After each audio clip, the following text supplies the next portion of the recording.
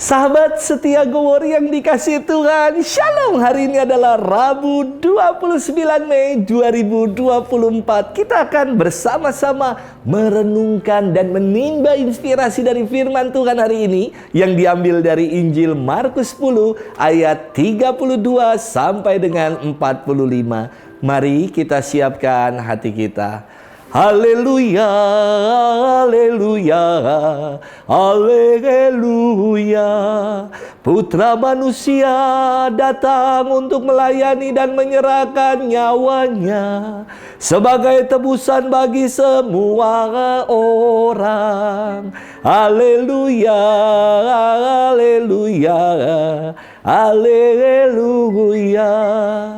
Tuhan bersamamu dan bersama rohmu. Inilah Injil suci yang diambil dari Injil Markus. Dimuliakanlah Tuhan. Sekali peristiwa Yesus dan murid-muridnya sedang dalam perjalanan ke Yerusalem. Yesus berjalan di depan. Para murid merasa cemas dan orang-orang yang mengikuti dia dari belakang merasa takut.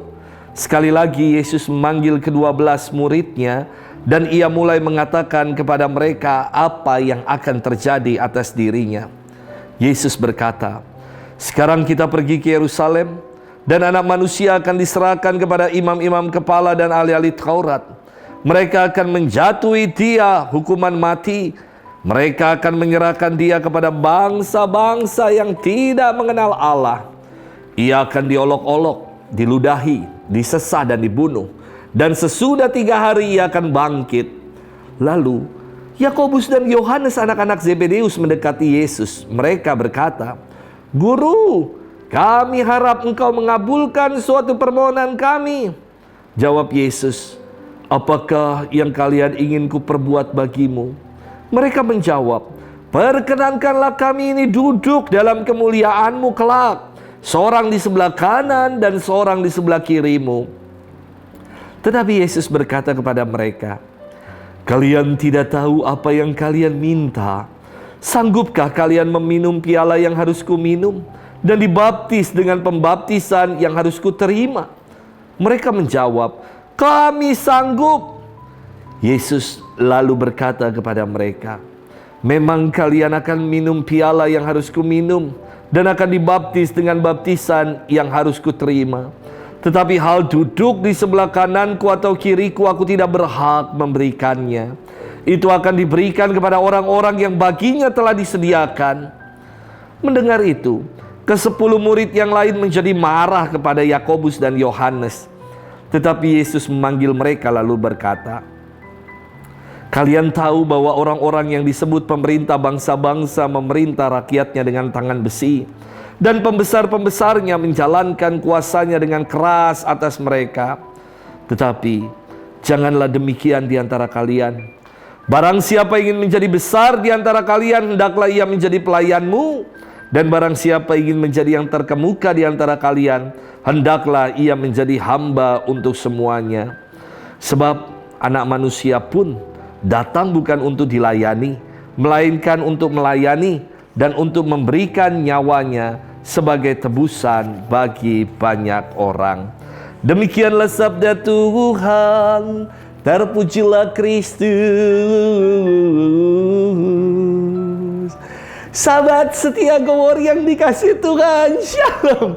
Suatu kali peserta KEP kursus evangelisasi pribadi di Paroki Pantai Indah Kapuk memberi testimoni tentang pengajaran yang paling berkesan baginya. Ia mengatakan bahwa di dalam pengajaran yang pernah saya berikan, ada satu video animasi tentang Yesus yang sedang merentangkan tangan. Dan di baliknya ada orang bersembunyi. Ketika macam-macam hal dilemparkan, Yesuslah yang berdarah-darah dan melindungi orang yang bersembunyi di belakangnya. Orang yang di belakang yang bersembunyi di balik Yesus hanya menerima puing-puingnya saja.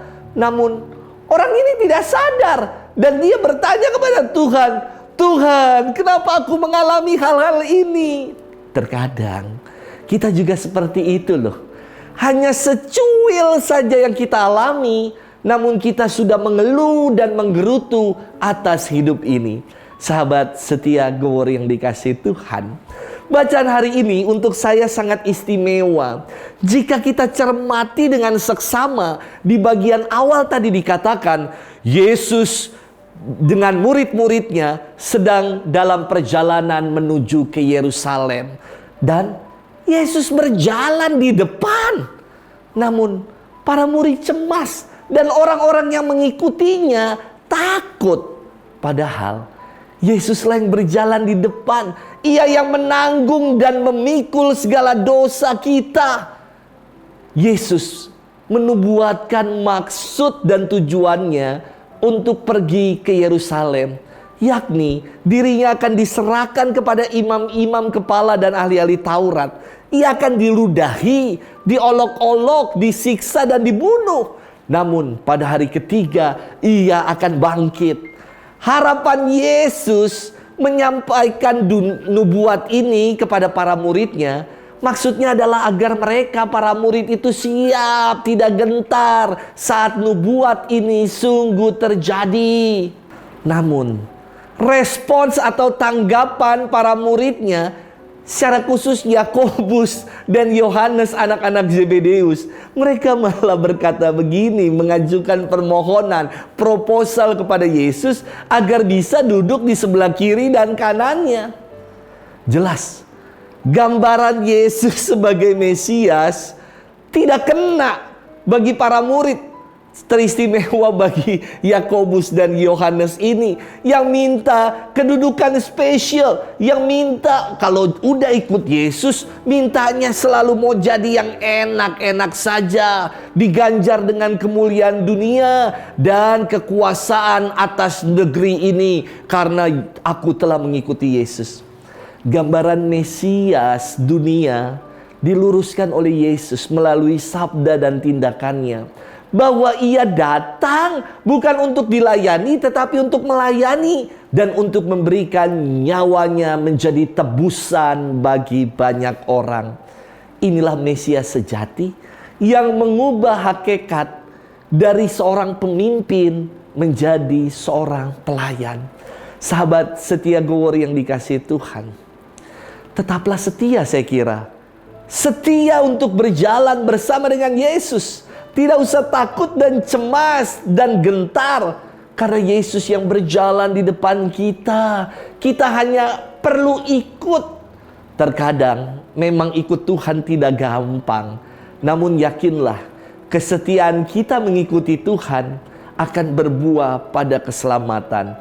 Jangan lupa, kalau hari ini kita lagi menanggung apapun, itu hanya puing-puing dan secuil saja. Sebab Yesus yang berjalan di depan kita, dialah yang menjadi perisai dan tameng hidup kita. Dialah yang selalu menanggung dan turut memikul apapun rupa-rupa pengalaman hidup yang kita alami. Jadi jangan mudah berkeluh kesah ketika Tuhan sedang merancangkan hal yang indah dalam hidup kita. Selamat bermenung dan Tuhan memberkati kita selalu. Dalam nama Bapa dan Putra dan Roh Kudus. Amin.